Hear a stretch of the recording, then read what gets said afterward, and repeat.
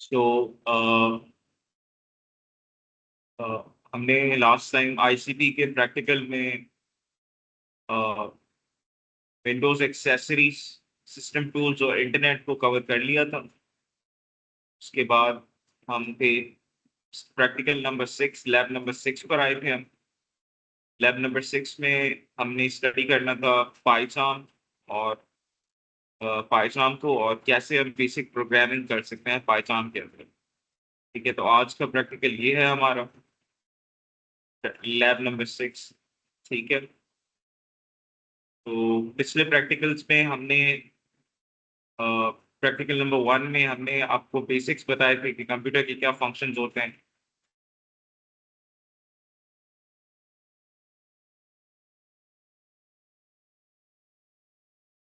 Computer के क्या functions होते हैं और डेटा एंड इंफॉर्मेशन क्या होती है, कंप्यूटर एप्लीकेशंस कौन सी होती हैं, कंप्यूटर की क्या क्या एप्लीकेशंस हैं। उसके बाद हमने एनालॉग और डिजिटल का डिफरेंस पढ़ा था, कंप्यूटर की क्या कैटेगरीज हैं। उसके बाद हमने ये भी पढ़ा था कि हमारे पास जो मल्टी यूजर कंप्यूटर्स हैं वो कौन से हैं, और हमने हर कैटेगरी को डिफाइन किया था। उसके बाद हमने कंप्यूटर सिस्टम के कंपोनेंट्स पढ़े थे, हार्डवेयर एंड सॉफ्टवेयर। के बाद हमने टाइप्स पढ़े थे सॉफ्टवेयर के, कंप्यूटर सॉफ्टवेयर के। उसके बाद हमने रिव्यू क्वेश्चंस थे। ये रिव्यू क्वेश्चंस जो है आपने प्रैक्टिकल के अंदर लिखने हैं, खुद लिखने हैं, इनके आंसर्स आपने लिखने हैं। उसके बाद मैं इन आंसर्स को चेक करूंगा उसके, और जो आपको टास्क दी गई है वो टास्क भी आप लिखकर या प्रिंट करवा कर अटैच कर सकते हैं। ठीक है, उसके बाद जो है यहाँ पे मैं सिग्नेचर करूंगा। के बाद आपकी जो मार्किंग होगी वो आपकी रूब्रिक्स में होगी। तो प्रैक्टिकल जब आप प्रिंट करवाएंगे तो उसके साथ रूब्रिक्स भी हैं, इन रूब्रिक्स में मैं आपकी मार्किंग कर दूंगा। ठीक है, हर प्रैक्टिकल की। तो जो जो प्रैक्टिकल आप लिखते जाएंगे तो उसकी मैं मार्किंग करता जाऊंगा, चेक करता जाऊंगा। ठीक है, तो फर्स्ट प्रैक्टिकल आपका ये रहा। उसके बाद जो आपका सेकंड प्रैक्टिकल है वो है इनपुट आउटपुट डिवाइस पर। ठीक है, इसमें हमने पढ़े थे कि इनपुट डिवाइसेस क्या होते हैं हमारे पास, आउटपुट डिवाइसेस क्या होते हैं। तो मैं जो आपको पहले पढ़ा रहा था वो मैं आपको पढ़ाया था इन्फोग्राफिक्स पे, जो मैंने लैब्स खुद बनाई थी। लेकिन अब मैंने ये ऑफिशियल प्रैक्टिकल बना दिया है, तो आप इस प्रैक्टिकल को पढ़ भी सकते हैं और इसी प्रैक्टिकल को प्रिंट करवा कर इसको आप फिल भी कर सकते हैं। ठीक है, तो जो मैंने पहले वीडियो लेक्चर्स जो रिकॉर्डिंग्स पढ़ी हैं, अगर आप वो चेक करेंगे तो उन रिकॉर्डिंग्स के अंदर जो मैंने आपको पढ़ाया है वो पढ़ाया है आपको इन्फोग्राफिक्स पे, जो मैंने लैब्स खुद बनाई हैं। लेकिन अब मैंने प्रैक्टिकल बना लिया है, तो आप इस प्रैक्टिकल को पढ़ेंगे और प्रैक्टिकल को प्रिंट करवाएंगे। इसके आंसर्स जो है, क्वेश्चंस के आंसर्स लिखेंगे, तो मैं चेक करता जाऊंगा और आपकी मार्किंग करता जाऊंगा। ठीक है, तो हमने आउटपुट डिवाइसेस पढ़े थे, और आईओ डिवाइसेस कौन से होते हैं। ठीक है, कुछ ऐसे डिवाइसेस होते हैं जो both input and output functions. ठीक है, कुछ ऐसे होते हैं, कुछ डिवाइसेस ऐसे होते हैं जो इनपुट भी होते हैं और आउटपुट भी होते हैं। जैसे टच स्क्रीन है, जो टच इनपुट लेती है और आपको विजुअल भी दिखाती है, आपको आउट डिस्प्ले भी करती है। मॉडेम जो है वो डेटा को सेंड भी करता है और डेटा को रिसीव भी करता है। इसी तरह से फैक्स मशीन भी एक आईओ डिवाइस है, स्कैन भी करती है और प्रिंट भी करती है। एक्सटर्नल हार्ड ड्राइव स्टोर भी करती है और आउटपुट भी देती है। इसी तरह से आपका जो एनआईसी है, नेटवर्क इंटरफेस कार्ड जो है, वो डेटा पैकेट सेंड भी करता है और डेटा पैकेट रिसीव भी करता है। ठीक है, उसके बाद कुछ रिव्यू क्वेश्चंस हैं, ये आप आंसर करेंगे। ठीक है, और ये आंसर करने के बाद मैंने आपको लैब 3 भी पढ़ाई थी। लैब 3 जो थी आपकी वो थी ऑपरेटिंग सिस्टम पर और डॉस पर, डिस्क ऑपरेटिंग सिस्टम। जो हमने कमांड प्रॉम्प्ट के अंदर कमांड्स यूज करके डिफरेंट टास्क परफॉर्म किए थे। तो ऑपरेटिंग सिस्टम क्या होता है, ठीक है, मैंने आपको ये बताया था। हमारे पास बूटस्ट्रैप क्या होता है, बूटस्ट्रैप के बारे में मैंने आपको बताया था कि चीजें जो हैं, जो आपकी हार्ड ड्राइव में पड़ी होती हैं, सेकेंडरी मेमोरी में पड़ी होती हैं, वो प्राइमरी मेमोरी रेम के अंदर लोड होती हैं। ठीक है, उसके बाद मैंने आपको ये भी बताया था कि ऑपरेटिंग सिस्टम के गोल्स क्या होते हैं, फंक्शंस क्या होते हैं, ऑपरेटिंग सिस्टम के टाइप्स क्या होते हैं, कौन सी हमारी ऑपरेटिंग सिस्टम की हिस्ट्री क्या है, कौन सी जनरेशन हैं ऑपरेटिंग सिस्टम की। उसके बाद उन ऑपरेटिंग सिस्टम्स ये फीचर्स क्या थे और उनके साथ कौन सा हार्डवेयर यूज होता था। तो हर ऑपरेटिंग सिस्टम की एक जनरेशन होती थी। जैसे जीरो ऑपरेटिंग सिस्टम में कोई ऑपरेटिंग सिस्टम नहीं होता था, तो वहां पे हम वैक्यूम ट्यूब्स यूज करते थे। जो आपका फर्स्ट जनरेशन था उसमें हम बैच सिस्टम यूज करते थे, और बैच सिस्टम के लिए जो हम हार्डवेयर यूज करते थे वो ट्रांजिस्टर से बना होता था। तो इसी तरीके से आप जो है, यहाँ पे भी आप सेम डायग्राम आपको मिलेगी तस्वीरों के साथ। उसके बाद मैंने आपको बताया था कि ओपन सोर्स और क्लोज सोर्स ऑपरेटिंग सिस्टम क्या होता है। मैंने आपको टाइप्स ऑफ ऑपरेटिंग सिस्टम बताए थे, ठीक है, उनको डिफाइन किया था जो ऊपर लिखे हुए हैं। जो पहले लिखे हुए थे सारे, बैच सिस्टम्स, मल्टी प्रोसेसिंग और मल्टी प्रोग्रामिंग, टाइम शेयरिंग, इन्हीं को हमने डिफाइन किया है नीचे, ठीक है। Uni programming, multi programming, time sharing, ठीक है, मल्टी प्रोसेसिंग, डिस्ट्रीब्यूटेड नेटवर्क। तो ये मैंने आपको पहले पिछले लेक्चर्स में आपको मैंने एक्सप्लेन कर दिया। उसके बाद हमने डॉस पे आए थे, मैंने पढ़ा था कि डिस्क ऑपरेटिंग सिस्टम क्या होता है, ठीक है। उसकी जो कमांड्स थी हमने वो पढ़ी थी कि कौन सी इंपॉर्टेंट कमांड्स हैं, ठीक है। हमने डायरेक्टरी, सबसे पहले हमने डायरेक्टरी को डिस्प्ले करना सीखा था, ठीक है। वर्किंग डायरेक्टरी ढूंढने का तरीका सीखा था। उसके बाद जो पेरेंट डायरेक्टरी है उधर मूव करने का तरीका सीखा था, और जो रूट डायरेक्टरी है उधर मूव करने का तरीका सीखा था। स्क्रीन को क्लियर करने का तरीका सीखा था, और ड्राइव को स्विच करने का तरीका सीखा सीखा था। और ड्राइव के अंदर कौन सी फाइल्स फोल्डर्स हैं वो देखने का तरीका सीखा था हमने। उसके बाद पॉज करने का तरीका था, फाइल्स को कॉपी करने का तरीका था, डिलीट करने का तरीका था, मूव करने का तरीका हमने सीखा था। कैसे कोई नई डायरेक्टरी बनानी है उसका तरीका सीखा था, और कैसे किसी फाइल का नाम चेंज करना है हमने वो तरीका सीखा था। तो ये सारे डिफरेंट हमने डॉस के अंदर कमांड्स पढ़ी थी, ठीक है। फिर से आपके रिव्यू क्वेश्चंस आ गए, आपने ये रिव्यू क्वेश्चंस आंसर करने हैं, और इनके इनकी जो टास्क दी गई है, आपने ये टास्क आपने हैंड रिटन या प्रिंट करवा के अटैच करनी है, ठीक है। तो यहाँ पे आपकी सिग्नेचर होगी और आपकी मार्किंग हो जाएगी रूब्रिक्स के अंदर। इसी तरह से मैंने लैब 4 में आपको वर्ड, एक्सेल और पावर पॉइंट के बारे में बताया था कि इन तीनों के इन्वायरमेंट्स क्या होते हैं, ठीक है, और कैसे इनमें हम फॉर्मेटिंग वगैरह करते हैं। और मैंने आपको एक्सेल के बारे में भी बताया था, एक्सेल का एनवायरनमेंट क्या होता है, पावर पॉइंट का एनवायरनमेंट क्या होता है, ठीक है, उनके क्या फीचर्स वगैरह हैं। उसके बाद इनके रिव्यू क्वेश्चन हैं, ये आपने आंसर करने हैं, ठीक है। इसकी टास्क सिंपली ये है कि जो आपके क्वेश्चन है आप आंसर करें, यही आपकी टास्क है, आपने कुछ एक्स्ट्रा परफॉर्म नहीं करना, ठीक है। और उसके बाद लैब 5 में हमने पढ़ा था कि हमारे पास विंडोज के अंदर क्या क्या एक्सेसरीज होती हैं।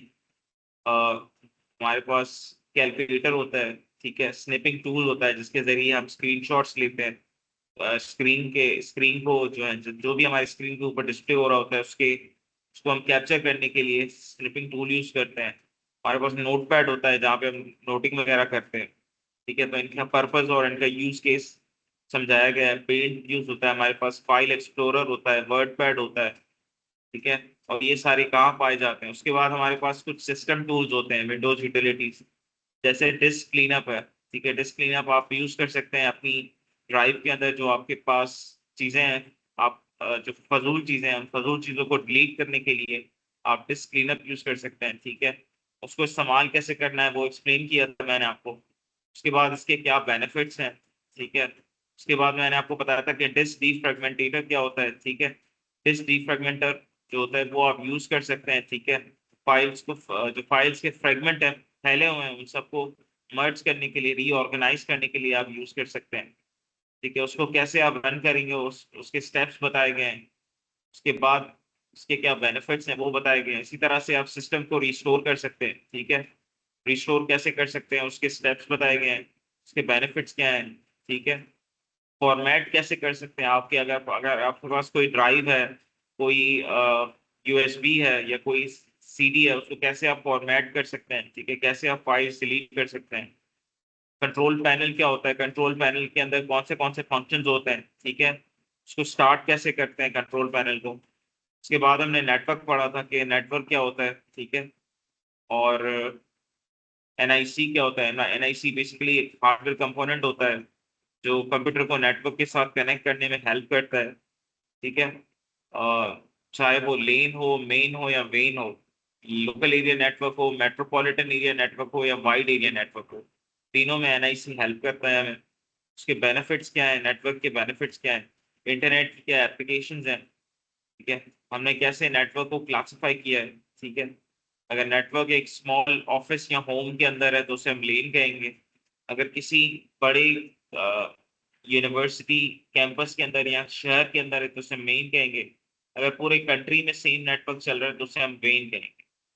इसी तरह से नेटवर्क, हमारे पास इंटरनेट क्या होती है, ठीक है, इंटरनेट आपकी वो होती है जो पब्लिक हो, ग्लोबल हो और पूरी दुनिया में एक्सेसिबल हो। इंटरनेट वो होती है जो प्राइवेट होती है, रिस्ट्रिक्टेड नेटवर्क होता है और सिर्फ एक ऑर्गेनाइजेशन के अंदर यूज होता है। इसी तरह से मैंने आपको बताया था कि नेटवर्क टोपोलॉजी क्या होती है। हमारे पास डिफरेंट नेटवर्क टोपोलॉजीज होती हैं, मैश होती है। नेटवर्क टोपोलॉजी बेसिकली ये बताती है कि हम कैसे फिजिकली और लॉजिकली डिवाइसेस को कनेक्ट कर सकते हैं, ठीक है, चाहे वो मोबाइल हो या कंप्यूटर, ठीक है। तो फिजिकली कैसे हम डिवाइसेस को कनेक्ट कर सकते हैं, तो आप मैश मैश में कनेक्ट कर सकते हैं। जैसे यहाँ पे अगर आप देखें तो ये एक मैश टोपोलॉजी है, ठीक है। उस तरह इसी तरह से ये एक स्टार टोपोलॉजी है, ठीक है। ये एक बस टोपोलॉजी है, ठीक है। ये ट्री टोपोलॉजी है, ठीक है। ये हाइब्रिड टोपोलॉजी है और ये रिंग टोपोलॉजी है। तो इस तरह से आप कंप्यूटर्स को कनेक्ट कर सकते हैं। उसके बाद कंप्यूटर के क्या मेजर कंपोनेंट्स हैं, input devices, output devices, CPU वगैरह। स्टोरेज डिवाइस में हमारे पास एसवीडी और एसएसडी आ जाते हैं, ठीक है। उसके बाद सीपीयू के क्या कंपोनेंट्स हैं, टाइमिंग कंट्रोल यूनिट, एल्गोरिथम है, एएलयू है, रजिस्टर्स है, कंट्रोल बस है, डेटा बस है, एड्रेस बस है, मेमोरी में क्या क्या आ जाता है और आईओ डिवाइसेस क्या होते हैं। इसी तरह से आप सारे प्रैक्टिकल्स में ये क्वेश्चन आंसर्स जो हैं वो उनके आप आंसर्स लिखेंगे, ठीक है। और आपका प्रैक्टिकल, आपके प्रैक्टिकल के ऊपर साइन होगी और आपकी मार्क्स जो है वो साइन की जाएंगी रूब्रिक्स के अंदर, ठीक है। तो ये आपका था लैब नंबर 5 थी आपकी, ठीक है। इसका मैंने आपको सरसरी जो है इंट्रोडक्शन दे दिया है। ऊपर ऊपर से मैंने आपको बता दिया है कि इसमें क्या इंक्लूडेड है, ठीक है। और इसी तरह से आपकी लैब नंबर 6 जो है वो है कि कैसे आप जो है कंपाइलर यूज करके, पाइथन यूज करके, मैंने आपको बताया था कि हर लैंग्वेज का, हर प्रोग्रामिंग लैंग्वेज का एक आईडीई होता है, इंटीग्रेटेड डेवलपमेंट एनवायरनमेंट होता है, जिसके अंदर आप प्रोग्रामिंग कर सकते हैं, एरर्स निकाल सकते हैं, अपने प्रोग्राम को रन करवा सकते हैं, ठीक है। उसमें आप एडिशनल चीजें लगा सकते हैं। तो आईडीई जो होता है, जो पाइथन के लिए यूज किया जाता है उसको हम कहते हैं पाईचार्म, ठीक है। नाम से पता चल रहा है, पी बाय पाइथन के लिए और चार्म इसका नाम है। तो पाईचार्म जो है वो हम यूज करते हैं पाइथन प्रोग्राम्स के लिए, ठीक है। और पाईचार्म बेसिकली एक पावरफुल फ्री कम्युनिटी एडिशन और एक प्रोफेशनल पेड आईडी है जो आप यूज कर सकते हैं। ये जेट ब्रेन्स वालों ने डेवलप किया था, ठीक है। और इसके अंदर आप जो है डिफरेंट प्रोग्राम्स को डेवलप कर सकते हैं, उनको टेस्ट कर सकते हैं, उनको डिप्लॉय कर सकते हैं, ठीक है, उनको चला सकते हैं आप, ठीक है। और पाइथन जो है उसमें आप प्रोजेक्ट्स भी चला सकते हैं। फॉर एग्जांपल आप चाहते हैं कि आप मल्टीपल प्रोजेक्ट्स चलाना चाहते हैं, आप मल्टीपल प्रोजेक्ट्स को मैनेज करना चाहते हैं, तो पाइथन के अंदर आप मल्टीपल पाइथन प्रोजेक्ट्स भी चला सकते हैं, ठीक है। एक ही आईडीई के अंदर आप डिफरेंट प्रोजेक्ट्स चला सकते हैं, ठीक है। प्रोजेक्ट्स का मतलब इधर ये है कि आपके पास एक प्रोजेक्ट की सोर्स फाइल्स होती हैं, उसकी कॉन्फ़िगरेशंस अलग होती हैं, उसकी डिपेंडेंसीज अलग होती हैं, ठीक है। तो आप पाइथन के अंदर एक ही टाइम पे बहुत सारे प्रोजेक्ट्स चला सकते हैं, ठीक है। ये एक खासियत है पाइथन की, ठीक है। और ये मैंने आपको बताया था कि आईडीई क्या होता है। आईडीई एक फुली इक्विप्ड वर्कशॉप की तरह होता है डेवलपर्स के लिए, ठीक है। इसके अंदर कोड एडिटर होता है, इंटरप्रेटर होता है, डीबगर होता है और प्लगइन्स होते हैं, ठीक है। और इस पाइथन को आप कैसे डाउनलोड कर सकते हैं, ये लिंक दी गई है, इस लिंक पर आप जाके पाइथन को डाउनलोड कर सकते हैं, ठीक है। और उसको लॉन्च कर सकते हैं, ठीक है। जैसे ये इधर मैंने पाइथन को लॉन्च किया है और मैंने अपना पहला प्रोग्राम फाइल को सेव किया है, मैंने नाम दिया है main.py, ठीक। तो उसके बाद मैंने अपना प्रोग्राम लिखा है प्रिंट हेलो वर्ल्ड, ठीक है, पहला प्रोग्राम मैंने अपना लिखा है। उसके बाद फिर मैंने इसको रन किया है, उसका आउटपुट ये आया है, ठीक है। तो इसी तरह से आप प्रोग्राम लिख सकते हैं। प्रिंट एक आउटपुट फंक्शन है, ठीक है, वो एक बिल्ट इन फंक्शन है जो आउटपुट डिस्प्ले करने के लिए यूज होता है, ठीक है। तो और यहाँ पे जो मैंने इस प्रोग्राम में लिखा है, मैंने आपको बताया ना, इस प्रोग्राम के अंदर मैंने लिखा है प्रिंट हेलो वर्ल्ड। तो प्रिंट एक आउटपुट फंक्शन है, ठीक है, इसके जरिए हम आउटपुट डिस्प्ले करते हैं पाइथन के अंदर, ठीक है। जहाँ पे भी आप प्रिंट देखें इसका मतलब है कि हम आउटपुट डिस्प्ले करना चाह रहे हैं, ठीक है। और ये ब्रैकेट्स के अंदर जो चीजें दी गई हैं ये होती हैं आर्ग्यूमेंट्स। जब भी कोई चीज ब्रैकेट्स के अंदर हो उसे आर्ग्यूमेंट्स कहते हैं। और इधर ब्रैकेट के अंदर फिर इन्वर्टेड कॉमास है, मतलब आर्ग्यूमेंट्स जो हैं उसके अंदर फिर इन्वर्टेड कॉमास है। इन्वर्टेड कॉमास के अंदर जब कोई चीज आती है उसे हम स्ट्रिंग कहते हैं। इधर हमारी आर्ग्यूमेंट एक स्ट्रिंग है, ठीक है। तो आप देख सकते हैं कि इधर ये हमारी आर्ग्यूमेंट है, ठीक है। और इधर हमारी आर्ग्यूमेंट एक स्ट्रिंग है। स्ट्रिंग क्यों है? क्योंकि ये इन्वर्टेड कॉमास के अंदर है, ठीक है। तो जो भी चीज ब्रैकेट के अंदर आएगी उसे हम आर्ग्यूमेंट कहेंगे। और अ, ये जो आर्ग्यूमेंट इधर इधर जो आर्ग्यूमेंट है वो इन्वर्टेड कॉमास वाली आर्ग्यूमेंट है, तो इधर इस आर्ग्यूमेंट को हम कहेंगे एक स्ट्रिंग, ठीक है।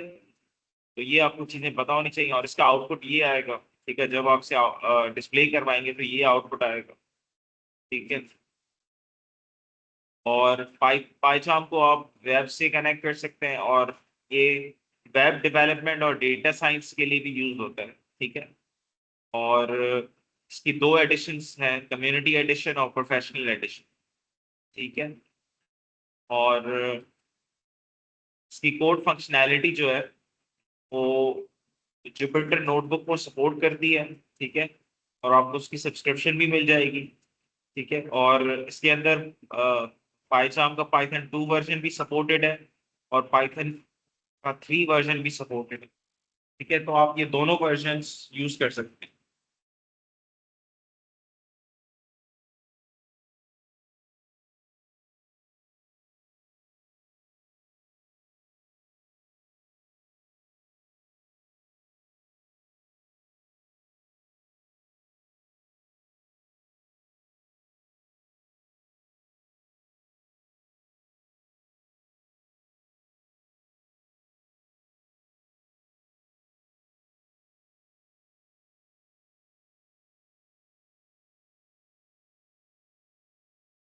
ठीक है, तो आपका पाइथन 2 और पाइथन 3 जो है दोनों सपोर्टेड है। जैसे फॉर एग्जांपल मैं जो अभी यूज कर रहा हूँ पाइथन 3.13 अपने पाइचाम में।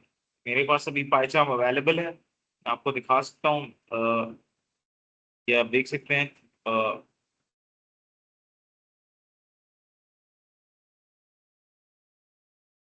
मेरे पास पाइचाम ऑलरेडी डाउनलोडेड है, और मैं पाइथन का 3.13 वर्जन यूज कर रहा हूँ, ठीक है। तो आपके पास 3.14 वर्जन भी अवेलेबल है, ठीक है। तो इसकी रिक्वायरमेंट्स क्या है, क्या क्या रिक्वायरमेंट्स आपके पास, मतलब आपके पास क्या कितनी रैम होनी चाहिए, कितना सीपीयू होना चाहिए, और कितना स्पेस होना चाहिए, रेजोल्यूशन क्या होनी चाहिए।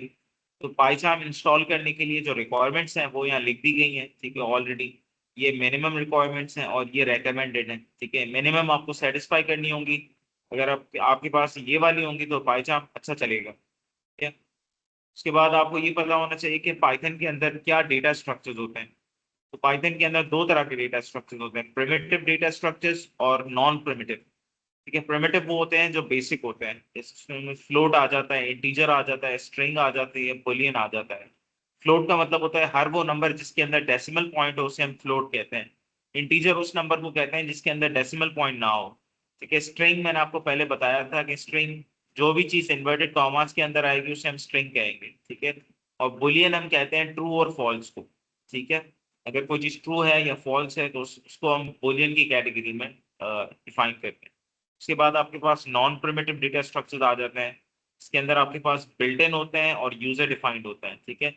हम जो है सबसे पहले बिल्ट इन पढ़ेंगे। बिल्ट इन में आपके पास लिस्ट होती है, टपल होता है, डिक्शनरी होती है और सेट होता है, ठीक है। ये चार जो है हम पढ़ेंगे अपने प्रैक्टिकल के अंदर। उसके बाद कुछ यूजर डिफाइंड होते हैं जो आप बना सकते हैं, जो पहले से पाइथन के अंदर मौजूद नहीं होते, आपको बनाने पड़ेंगे। इसमें स्टैक आ जाता है, क्यूज आ जाती हैं, लिंक लिस्ट आ जाता है और ट्री आ जाती है। तो ये आप बना सकते हैं। ये देखें, मैंने आपको बताया था कि हर लैंग्वेज का अपना आईडीई होता है। तो पाइथन का क्या है? पाइचार्म, ठीक है। सी प्लस प्लस का है कोड ब्लॉक्स, ठीक है।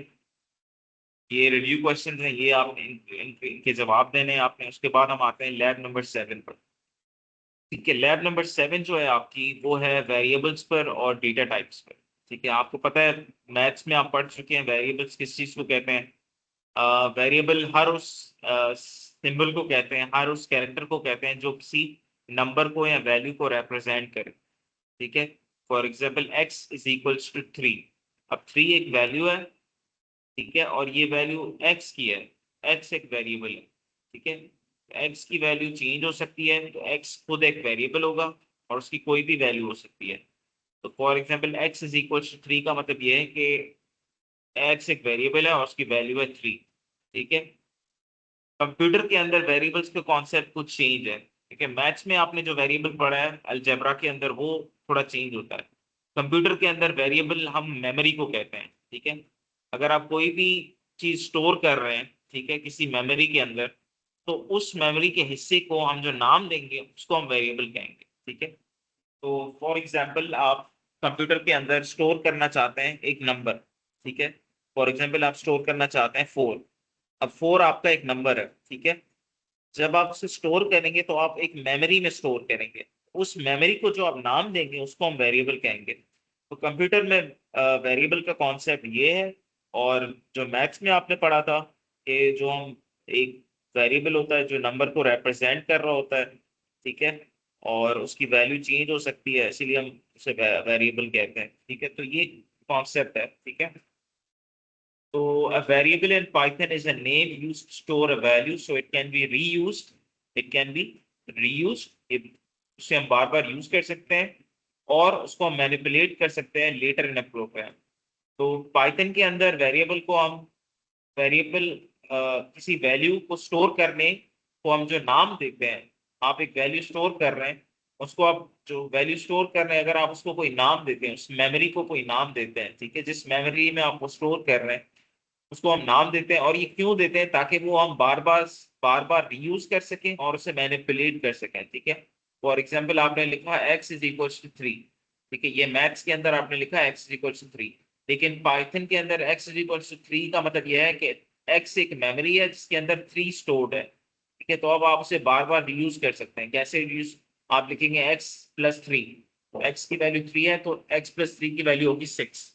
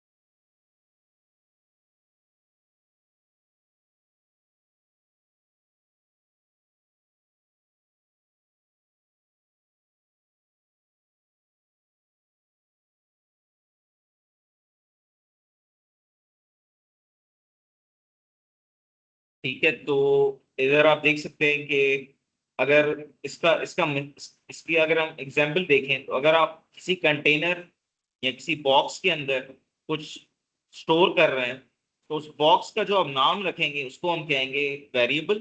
ठीक है, और जो उसके अंदर इंफॉर्मेशन होगी वो उसकी वैल्यू होगी। ठीक है, तो तो मैं आपको बताया था कि हम ये इसलिए करते हैं ताकि हम उसे रीयूज कर सकें। अगर फॉर एग्जाम्पल आपने एक वेरिएबल बनाया है एक्स, उसको आपने वैल्यू दी है 3, अब आप उससे रीयूज करना चाहते हैं तो आप किस किस तरह से रीयूज करेंगे। फॉर एग्जाम्पल आप लिखते हैं x+3, या y is equals to x+2, या z is equals to x⁻²।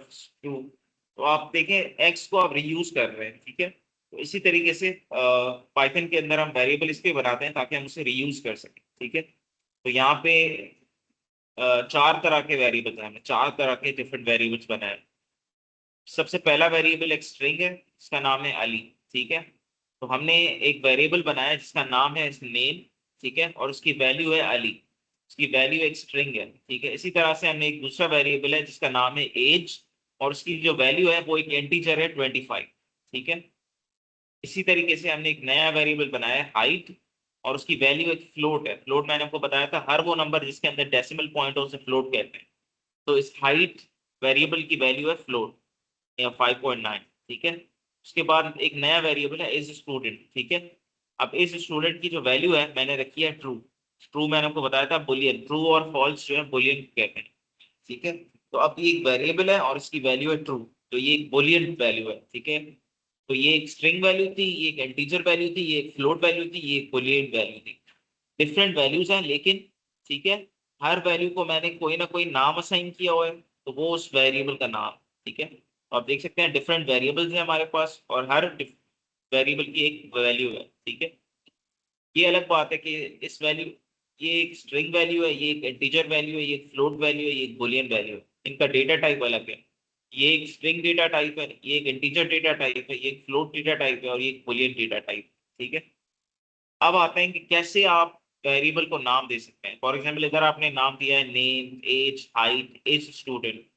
तो क्या रूल्स हैं जिनको हम फॉलो करके वेरिएबल का नाम सोच सकते हैं, ठीक है। तो वेरिएबल का नाम सोचने के लिए सबसे पहले आपको पता होना चाहिए कि वेरिएबल का नाम स्टार्ट होना चाहिए या तो लेटर से या तो अंडरस्कोर से, किसी नंबर से स्टार्ट नहीं होना चाहिए। तो वेरिएबल का नाम या तो किसी लेटर से स्टार्ट होना चाहिए या तो अंडरस्कोर से। अंडरस्कोर इसे सिंबल को कहते हैं, ये जो सिंबल है आपकी इसको अंडरस्कोर कहते हैं, ठीक है। वेरिएबल का नाम किसी डिजिट से स्टार्ट नहीं होना चाहिए, ठीक है। स्टार्ट हमेशा लेटर से हो या अंडरस्कोर से होना चाहिए, ठीक है। उसके अंदर लेटर्स, नंबर्स और अंडरस्कोर हो सकते हैं, लेकिन किसी डिजिट से वो स्टार्ट, किसी नंबर से स्टार्ट नहीं होना चाहिए। स्टार्ट या तो लेटर से होगा या तो अंडरस्कोर से होगा। और वेरिएबल्स के जो नाम होते हैं वो केस सेंसिटिव होते हैं। मतलब फॉर एग्जांपल ये एक अलग नाम है, ये एक अलग वेरिएबल है, और ये एक अलग वेरिएबल है, ठीक है। दोनों की स्पेलिंग सेम है, लेकिन आप देख सकते हैं कि एन इधर कैपिटल है और इधर एन स्मॉल है, ठीक है, इधर एन स्मॉल है। तो इसका मतलब है कि ये एक अलग वेरिएबल है, ये एक अलग वेरिएबल है, ठीक है। इसी तरह से पाइथन के अंदर कुछ लफ्ज होते हैं जो रिजर्व्ड होते हैं, ठीक है। जैसे आपको बताया कि पाइथन के अंदर कुछ ऐसे वर्ड्स होते हैं जिनको आप कॉमन वर्ड्स की तरह ट्रीट नहीं कर सकते, जिनको आप आम वर्ड्स की तरह ट्रीट नहीं कर सकते। पाइथन के अंदर वो ऑलरेडी प्री डिफाइंड होते हैं, ठीक है। तो आप उनको, आप आप जब भी वेरिएबल का नाम सोचेंगे आप कोशिश करेंगे कि वो जो प्री डिफाइंड वर्ड्स हैं उनका आप उनको यूज ना करें, ठीक है। वेरिएबल को अगर गलती से आपने कोई रिजर्व वर्ड कोई रिजर्व वर्ड जो है वो वेरिएबल का नाम आपने रख लिया, तो वो जो रिजर्व वर्ड, पाइथन उसे वेरिएबल नहीं समझेगा, उसे रिजर्व वर्ड समझेगा। फॉर एग्जांपल आप लिखते हैं इफ, पाइथन इस इफ को जो है रिजर्व वर्ड समझेगा, और इसे इफ, ये पाइथन के अंदर कुछ ऐसे वर्ड्स हैं, जो है टर्म्स हैं जो पाइथन के अंदर एक खास मीनिंग रखते हैं, ठीक है। उनका एक खास पर्टिकुलर यूसेज है, आप उनको कॉमन वर्ड्स की तरह ट्रीट नहीं कर सकते।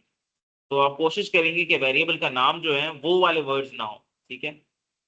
तो यहाँ पे आप देख सकते हैं हमारे पास एक वेरिएबल है यूजर नेम, दूसरा है मार्क्स 1, तीसरा है अंडरस्कोर टोटल, ठीक है।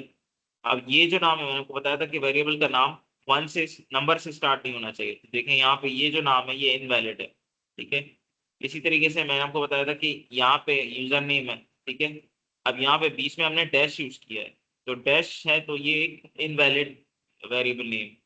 इसी तरीके से क्लास, ठीक है। क्लास हम एक वेरिएबल का नाम है, ठीक है, लेकिन हमने क्या किया, हमें ऑलरेडी पता था कि क्लास पाइथन के अंदर एक रिजर्व वर्ड है, एक खास वर्ड है, इसको हम यूज नहीं कर सकते। तो हमने कोई ऐसा वर्ड यूज करना है जो पाइथन के अंदर ऑलरेडी प्री डिफाइंड ना हो।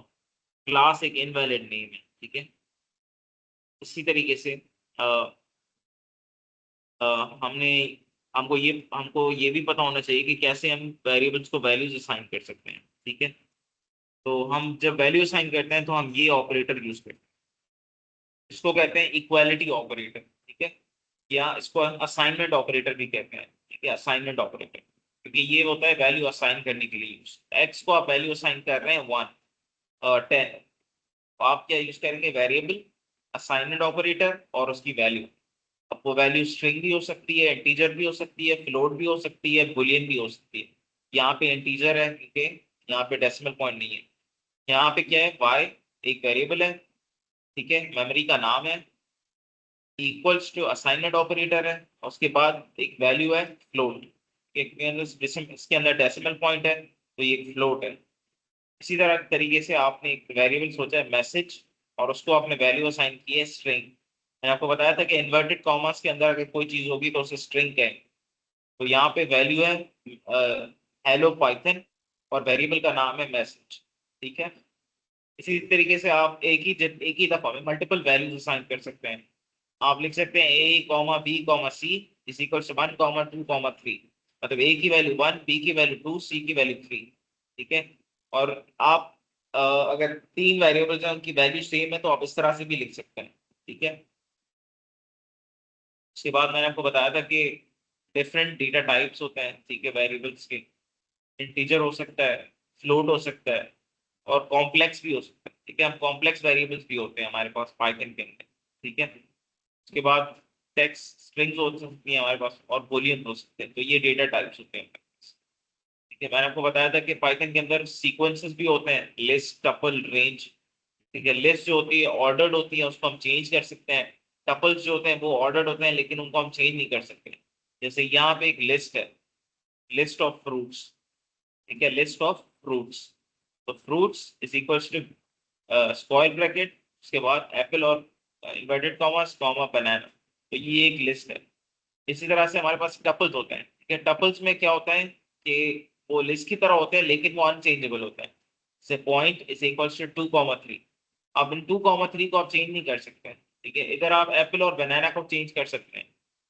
इसी तरीके से रेंज जो है वो भी चेंज नहीं होती। ठीक है, वो भी चेंज नहीं होती। जैसे for example nums is equal to range 5। अब इसका मतलब ये है कि 1 से लेकर 5 तक जितने भी नंबर होंगे वो सारे आ जाएंगे। तो आप रेंज 5 का लिखने का मतलब यहाँ है 1 2 3 4 5। ठीक है, उसके बाद आपके पास सेट्स आ जाते हैं। सेट्स में आपको ऑलरेडी पता होगा कि जो हम कर्ली ब्रैकेट्स के अंदर लिखते हैं। ठीक है, उसके बाद आपके पास डिक्शनरीज आ जाती हैं। डिक्शनरीज वो वैल्यूज होती हैं जिनका की वैल्यू पेयर होता है, मतलब हर जो भी आप वैल्यू असाइन करेंगे उसकी एक की होगी। ठीक है, यहाँ पे स्टूडेंट है, स्टूडेंट ने हमें पहली जो की असाइन की है वो है नेम, और उसकी वैल्यू है अली। दूसरी की है एज, और उसकी वैल्यू है 20। तो की वैल्यू पेयर्स होते हैं डिक्शनरी के अंदर। ठीक है, अगर आपको किसी वेरिएबल का, फॉर एग्जांपल मैंने आपको ऊपर बताया था कि डिफरेंट डेटा टाइप्स होते हैं, int, float, complex, string, Boolean. ठीक है, तो अगर आपने किसी वैल्यू का टाइप चेक करना है, किसी वेरिएबल का डेटा टाइप चेक करना है, तो आप ये वाला फंक्शन यूज कर सकते हैं। कि फॉर एग्जांपल ए की वैल्यू इधर है 10, और आप चेक करना चाहते हैं इसका डेटा टाइप क्या है, तो आप लिखेंगे प्रिंट टाइप ए। तो आपको पाइथन बता देगा कि ये जो 10 है ये एक इंटीजर है। कि कौन सी क्लास है, इंटीजर क्लास है। ठीक है, तो आपको ये डेटा टाइप बता देगा। ठीक है, तो आप टाइप यूज करके डिफरेंट डेटा टाइप्स सॉल्व कर सकते हैं। इसी तरीके से आप डेटा टाइप्स को कन्वर्ट भी कर सकते हैं। ठीक है, अगर एक वैल्यू इंटीजर है तो आप उसे फ्लोट में कन्वर्ट कर सकते हैं। अगर वो फ्लोट है तो उसे आप इंटीजर में कन्वर्ट कर सकते हैं। अगर वो स्ट्रिंग है, ठीक है, तो आप उसे, ठीक है, कन्वर्ट स्ट्रिंग जो है, अगर वो इंटीजर है तो आप उसे स्ट्रिंग में कन्वर्ट कर सकते हैं। ठीक है, अगर वो बुलियन, ठीक है, बुलियन है तो बुलियन ट्रू एंड फॉल्स होता है। ठीक है, तो यहाँ पे मैं आपको कुछ एग्जांपल सिखाता हूँ कि कैसे आप कन्वर्ट कर सकते हैं। ठीक है, जैसे 100 यहाँ पे क्या है, एक इंटीजर है। ठीक है, तो आप क्या करेंगे, यहाँ पे 100 इंटीजर है कि स्ट्रिंग है। मैंने आपको बताया था कि जो भी चीज इन्वर्टेड कॉमास के अंदर आएगी वो एक स्ट्रिंग होगी। तो यहाँ पे 100 एक नंबर नहीं है, यहाँ पे 100 एक स्ट्रिंग है। ठीक है, अब आप चाहते हैं कि स्ट्रिंग को मैं इंटीजर में कन्वर्ट करूं, तो आप लिखेंगे इंट, ब्रैकेट में लिखेंगे एक्स, तो ये इंटीजर जो है नंबर की फॉर्म में कन्वर्ट हो जाएगा। ठीक है, इसी तरीके से आप चाहते हैं कि मैं इस स्ट्रिंग को एक फ्लोट में कन्वर्ट करूं, डेसिमल पॉइंट वाले नंबर में कन्वर्ट करूं, तो आप लिखेंगे फ्लोट ब्रैकेट में एक्स, तो ये एक फ्लोट में कन्वर्ट हो जाएगा। अब आप इसको कोई भी वैल्यू असाइन कर सकते हैं। इसको आप इस वैल्यू को आप वाई का नाम असाइन कर सकते हैं, इस वैल्यू को आप जेड का नाम असाइन कर सकते हैं, लेकिन इन दोनों वैल्यूज में आप एक्स को रीयूज कर रहे हैं, ठीक है। उसके बाद ये कुछ टाइप्स हैं कि कैसे आप डिफरेंट डेटा टाइप्स हैं।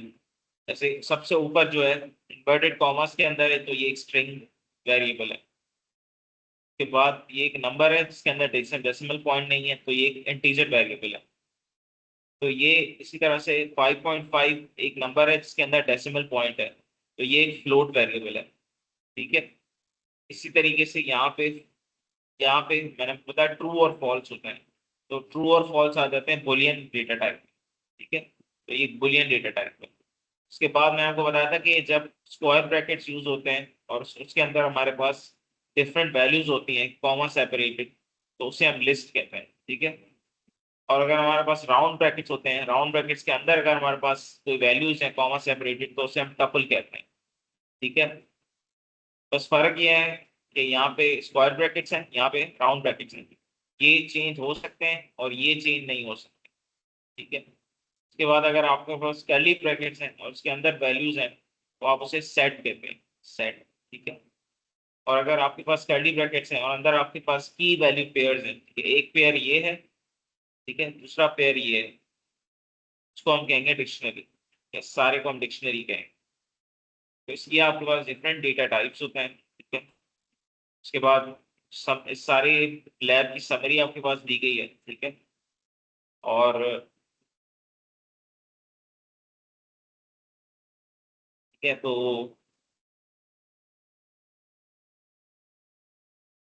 उसके बाद आपके पास रिव्यू क्वेश्चंस हैं, इन रिव्यू क्वेश्चंस के आपने आंसर देने हैं, ठीक है। और फिर मैं अ, इनको मैं रन कर जो आपके आंसर्स होंगे मैं चेक करूंगा। चेक करने के बाद मैं सिग्नेचर करूंगा और आपको आपके मार्क्स साइन कर दूंगा रूब्रिक्स के अंदर, ठीक है। उसके बाद आ जाते हैं हम लैब नंबर 8 पर, ठीक है। आपकी जो लैब नंबर 8 है उसमें हम ऑपरेटर्स पढ़ेंगे, ठीक है। पाइथन के अंदर कौन से ऑपरेटर्स यूज होते हैं, ठीक है। तो आप कंटिन्यू करेंगे 10:30 से, 4 मिनट की ब्रेक लेते हैं।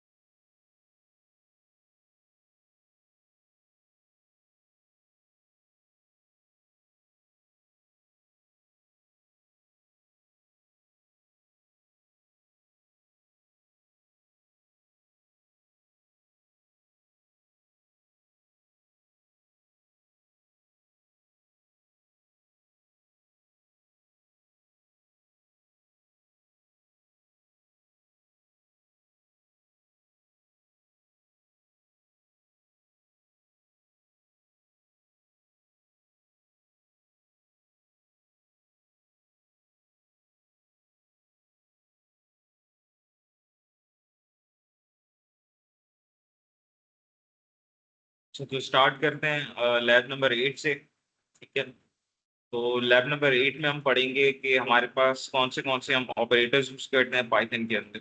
ठीक है, तो ऑपरेटर्स पाइथन के अंदर हम स्पेशल सिंबल्स को कहते हैं या कीवर्ड्स को कहते हैं। ठीक है, जो हम यूज करते हैं वेरिएबल्स के ऊपर ऑपरेशंस परफॉर्म करने के लिए या वैल्यूज के ऊपर ऑपरेशंस परफॉर्म करने के लिए। पाइथन के अंदर हमारे पास ऑपरेटर्स की डिफरेंट कैटेगरीज होती हैं। सबसे पहले हमारे पास होते हैं अर्थमेटिक ऑपरेटर्स। ठीक है, arithmetic operators mathematical operations perform करने के लिए यूज होते हैं। ठीक है, जैसे सबसे पहले एडिशन ऑपरेटर है, उसके बाद सब्ट्रैक्शन ऑपरेटर है माइनस, तो उसके बाद मल्टीप्लिकेशन ऑपरेटर है एस्ट्रिक, डिवीजन ऑपरेटर है। ठीक है, अब यहाँ पे लिखा हुआ है डिवीजन फ्लोट। इसका मतलब है कि डिवीजन ऑपरेटर हमेशा जो भी जवाब देगा वो उसके अंदर डेसिमल पॉइंट जरूर होगी। ठीक है, ठीक है, तो भले चाहे वो 10/2 क्यों ना हो, तो जवाब आएगा 5.0। ठीक है, तो डेसिमल पॉइंट जरूर होगी। ठीक है, अगर आपने फ्लोर डिवीजन यूज करनी है तो आप डबल स्लैश देंगे। ठीक है, तो उसका जवाब आएगा 3। ठीक है, 10 डिवाइड बाई, तो वो राउंड ऑफ कर देगा उसको थ्री थ्री की फॉर्म में। ठीक है, उसके बाद ठीक है, मॉड्यूलस रिमाइंडर जो है, मॉड्यूलस जो होता है वो एक रिमाइंडर की तरह एक्ट करता है। फॉर एग्जाम्पल आप डिवाइड करते हैं 10/3, तो जो आपके पास बचेगी वैल्यू, तो आपको पता है कि 3 3 9 होता है, तो 1 बचेगा। तो रिमाइंडर जो आपको जवाब देगा वो, जो मॉड्यूलस आपको जवाब देगा वो आपका रिमाइंडर होगा कि क्या वैल्यू बचती है। ठीक है, उसके बाद हमारे पास होते हैं एक्सपोनेंशिएशन। एक्सपोनेंशिएशन आप यूज करते हैं पावर देने के लिए। ठीक है, तो आप पावर दे सकते हैं। ठीक है, उसके बाद तो ये आपके डिफरेंट ऑपरेटर्स हैं,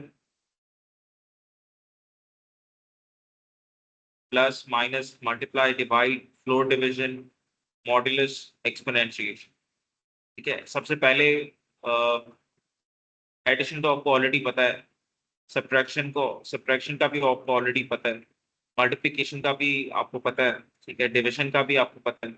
उसके बाद फ्लोर डिवीजन में आपको बताया कि फ्लोर डिवीजन में क्या होगा कि डिवाइड होने के बाद वो उसको राउंड ऑफ कर देगा। ठीक है, अगर फॉर एग्जाम्पल डिवीजन का जवाब आता है 3.333, तो उसको राउंड ऑफ कर देगा 3 की वैल्यू। उसके बाद मॉड्यूलस आपने पहले नहीं पढ़ा होगा। अब ये सिंबल जो है परसेंटेज की तरह दिख रहा है, लेकिन ये परसेंटेज नहीं है। ठीक है, इसमें क्या होता है कि आप एक वैल्यू को जब दूसरे के साथ मॉड्यूलस करते हैं, फॉर एग्जाम्पल आप 10 को 3 के साथ मॉड्यूलस कर रहे हैं। ठीक है, तो जब आप 10 को 3 के साथ मॉड्यूलस करेंगे तो इसका मतलब यह है कि आप 10 को 3 से डिवाइड करें। ठीक है, तो 3 3 9 होता है, तो वो जब आप 10 से सब्ट्रैक्ट करेंगे तो 1 बचेगा, तो 1 एक रिमाइंडर है। तो मॉड्यूलस का जो जवाब होगा वो हमेशा रिमाइंडर होगा। ठीक है, उसके बाद एक्सपोनेंशिएशन तो आपको पता है, मतलब पावर। ठीक है, उसके बाद हमारे पास ये थे अर्थमेटिक ऑपरेटर्स। दूसरा हमारे पास होता है कंपैरिजन या रिलेशनल ऑपरेटर्स। ठीक है, कंपैरिजन या रिलेशनल ऑपरेटर्स का जो जवाब होता है, जैसे इधर जवाब क्या था, फ्लोट इंटीजर। ठीक है, लेकिन कंपैरिजन और जो रिलेशनल ऑपरेटर्स होता है उनके जवाब होते हैं ट्रू और फॉल्स। ठीक है, तो अगर आप सवाल पूछते हैं कि अगर फॉर एग्जाम्पल ए की वैल्यू है 10, बी की वैल्यू है 3, और आप सवाल पूछते हैं क्या ए इक्वल है बी के। अब मैथ्स के अंदर आप इक्वल इस तरह से लिखते हैं, आप दो इक्वल्स टू देंगे। ठीक है, क्योंकि मैथ्स के अंदर आप इक्वल्स टू एक इक्वल्स टू यूज करते हैं। ठीक है, लेकिन प्रोग्रामिंग में अगर आप इक्वल्स टू यूज करेंगे तो आप दो इक्वल्स टू यूज करेंगे। ठीक है, मैंने आपको बताया था कि जब आप वैल्यू असाइन करते हैं, ठीक है, तो आप एक इक्वल्स टू यूज करते हैं। तो असाइनमेंट ऑपरेटर हमारा होता है एक इक्वल्स टू। लेकिन जब आप सवाल पूछेंगे कि क्या वो इक्वल्स टू है, ठीक है, जब आप कंडीशन देंगे, ठीक है, तो हम दो इक्वल्स टू यूज करेंगे। ठीक है, तो अभी यहाँ पे ये सवाल पूछ रहा है कि क्या ए बी के बराबर है। अगर यहाँ पे एक इक्वल्स टू होता तो ये कह रहा होता ए बी के बराबर है, लेकिन अगर ये सवाल पूछना चाह रहा है तो यहाँ पे दो इक्वल्स पाएंगे। ठीक है, तो क्या 10 3 के बराबर है, तो जवाब आएगा फॉल्स, मतलब नो। अब इसी तरह से हम प्रोग्रामिंग के अंदर नॉट इक्वल टू लिखते हैं इस तरह से, एक्सक्लेमेशन मार्क और उसके बाद एक इक्वल्स टू। तो यहाँ पे ये सवाल पूछ रहा है क्या ए बी के बराबर नहीं है, तो क्या 10 3 के बराबर नहीं है, तो जवाब आएगा ट्रू। ठीक है, इसी तरीके से greater than, less than, greater than और इक्वल टू, लेस देन और इक्वल टू। ठीक है, फॉर एग्जाम्पल सवाल है 10 10 इज 10 ए की वैल्यू 10 है, बी की वैल्यू 3 है। क्या 10 ग्रेटर देन और इक्वल्स टू बी है? तो ग्रेटर देन है लेकिन इक्वल्स टू नहीं है, क्योंकि यहाँ पे और है, तो अगर मतलब कोई भी एक कंडीशन सेटिस्फाई होगी तो ये ट्रू हो जाएगा। ठीक है, तो 10 इज ग्रेटर देन और इक्वल्स टू 3, तो ग्रेटर देन है तो मतलब ये ट्रू है। इसी तरीके से लेस देन की आ जाएगी, तो 10 इज लेस देन और इक्वल्स टू 3, तो ना ही लेस है ना ही इक्वल है, तो ये फॉल्स हो जाएगा। ठीक है, इसी तरीके से मैंने आपको बताया था कि हमारे पास असाइनमेंट ऑपरेटर होता है। सबसे पहला असाइनमेंट ऑपरेटर तो मैंने आपको ऑलरेडी बता दिया, कि जहां से हम वैल्यू असाइन करते हैं, x is equals to 5, y is equals to 4, इससे हम वैल्यू असाइन करते होते हैं। ठीक है, लेकिन अगर आपके पास अ, आप चाहते हैं कि सिर्फ वैल्यू असाइन ना हो, वैल्यू में चेंजेस भी आए, तो आपके पास दूसरे असाइनमेंट ऑपरेटर्स भी हैं, ठीक है, जो आप यूज कर सकते हैं। ठीक है, फॉर एग्जाम्पल इधर आपने लिखा है एक्स प्लस इक्वल्स टू 3। अब इसका मतलब यह है कि जो भी एक्स की वैल्यू है उसमें 3 प्लस करो और एक्स की नई वैल्यू वो होगी। ठीक है, फॉर एग्जाम्पल एक्स की पिछली वैल्यू थी 5। ठीक है, अब ये कह रहा है कि x प्लस इक्वल्स टू 3, इसका मतलब ये है कि x की जो पिछली वैल्यू थी 5 उसमें 3 ऐड करो और x की नई वैल्यू होगी अब 8। इसी तरीके से x माइनस इक्वल्स टू 2, इसका मतलब ये है कि x की जो पिछली वैल्यू थी 5 उसमें से -2 करो और x की नई वैल्यू होगी 3। इसी तरीके से x मल्टीप्लाई इक्वल्स टू 4, इसका मतलब ये है कि x की जो वैल्यू थी 5 उसे मल्टीप्लाई करो 4 के साथ, और 5 4 जा 20 और x की नई वैल्यू होगी 20। ठीक है, इसी तरीके से x divide equals to 2, x की पिछली वैल्यू थी 5 उसको 2 से डिवाइड करो और जो x की नई वैल्यू होगी वो होगी 2.5। इसी तरीके से x modulus equals to 3, modulus का मतलब होता है रिमाइंडर, इसका मतलब ये है कि 5 को 3 से डिवाइड करो और जो रिमाइंडर बचता है उसको x की नई वैल्यू कहोगे। फॉर एग्जाम्पल 5 3 जा क्या होगा, 3 3 जा 1, 3 1 जा 3, तो 2 बचेगा, x की नई वैल्यू होगी 2। ठीक है, इसी तरीके से x एक्सपोनेंट इक्वल्स टू 2, मतलब जो भी x की पुरानी वैल्यू है उसको पावर लगाओ 2 और ये होगी x की नई वैल्यू। x की पुरानी वैल्यू है 5, तो 5 पावर 2 होगा, 5 5 से 25, तो x की नई वैल्यू हो जाएगी 25। इसी तरीके से x floor division equals to 3, इसका मतलब ये है कि जो x की पुरानी वैल्यू है 5 उसको 3 से डिवाइड करो।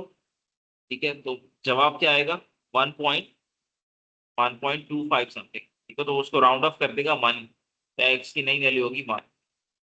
ये थे आपके सारे असाइनमेंट ऑपरेटर्स। इसी तरीके से आपके पास आपके लॉजिकल ऑपरेटर्स हैं। ठीक है, तो हमारे पास अर्थमेटिक ऑपरेटर्स थे, कंपैरिजन ऑपरेटर्स थे, असाइनमेंट ऑपरेटर्स थे। अब हमारे पास आ गए लॉजिकल ऑपरेटर्स। ठीक है, लॉजिकल ऑपरेटर्स में आपके पास एंड है, और है, नॉट है। ठीक है, ये 3 ऑपरेटर्स हैं। मैंने आपको बताया था कि इंग्लिश में जब आप एंड इस्तेमाल करते हैं इसका मतलब होता है दो या दो से ज्यादा। ठीक है, फॉर एग्जाम्पल आप लिखते हैं अली एंड अहमद। ठीक है, इसका मतलब है अली और अहमद दोनों। ठीक है, अगर आप लिखेंगे अली और अहमद, मतलब अली या अहमद, कोई भी एक। ठीक है, एंड जब आप यूज करेंगे तो मतलब दोनों कंडीशन सेटिस्फाई होनी चाहिए, और जब आप यूज करेंगे तो मतलब कोई भी एक कंडीशन सेटिस्फाई हो गई तो मतलब सारा सेटिस्फाई हो गया। और नॉट का मतलब होता है कि जो भी होगा उसकी रिजल्ट उल्टी हो जाएगी, रिवर्स हो जाएगी। ठीक है, फॉर एग्जाम्पल यहाँ पे लिखा हुआ है a is greater than 5 and b is less than 5। ठीक है, अब फॉर एग्जाम्पल जो हमारे पास ए की वैल्यू है वो है 10 और बी की वैल्यू है 3। 10 इज ग्रेटर देन 5, तो यस, और बी मतलब 3 इज लेस देन 5, तो दोनों सेटिस्फाई हो गए तो मतलब ट्रू हो जाएगा। अगर कोई एक सेटिस्फाई होता और दूसरा ना होता तो ये फॉल्स हो जाता। ठीक है, और में क्या होता है कि कोई भी एक सेटिस्फाई हो जाए। ठीक है, for example 10 is less than 5, no. ठीक है, तो ये फॉल्स हो गया। और 3 इज लेस देन 5, यस, तो ये सेटिस्फाई होगा तो ये ट्रू हो जाएगा। कोई भी एक सेटिस्फाई हो जाएगा तो और में ये ट्रू हो जाएगा। तो ये और का यूजेज है और ये एंड का यूजेज है। एंड में दोनों सेटिस्फाई होने चाहिए, और में कोई भी एक चलेगा। ठीक है, और नॉट में क्या हो जाएगा, रिजल्ट रिवर्स हो जाएगी। For example 10 is greater than 5, तो 10 इज ग्रेटर देन 5 क्या होगा, यस, ट्रू हो जा। ट्रू को अगर हम नॉट करेंगे तो वो क्या हो जाएगा, फॉल्स, रिवर्स हो जाएगा। ठीक है, इसी तरीके से हमारे पास बिटवाइज ऑपरेटर्स हैं। ठीक है, अ, अब बिटवाइज ऑपरेटर्स जो होते हैं वो थोड़े डिफरेंट होते हैं। ठीक है, वो आप यूज करते हैं to operate on bits binary number of values, ठीक है, बाइनरी वैल्यूज ऑफ नंबर्स। तो जो बिटवाइज ऑपरेटर्स हैं, फॉर एग्जांपल इधर आपके पास ए की वैल्यू है 10, ठीक है, और बाइनरी के अंदर इसकी वैल्यू है 1010, और बी की वैल्यू है 4, और 4 को बाइनरी नंबर में ऐसे लिखते हैं 0100। अगर आप लिखेंगे a and b bitwise and, ये एंड की तरह ही है, लेकिन इसमें क्या होगा, अगर आप लिखेंगे ए एंड बी, ठीक है, तो इसकी वैल्यू क्या हो जाएगी, 0 हो जाएगी, ठीक है, मतलब दोनों में कौन से कॉमन है, इधर 1 है इधर 0 है, 0 इज 1, 1 है 0 है, 0 इज 0 है, ठीक है।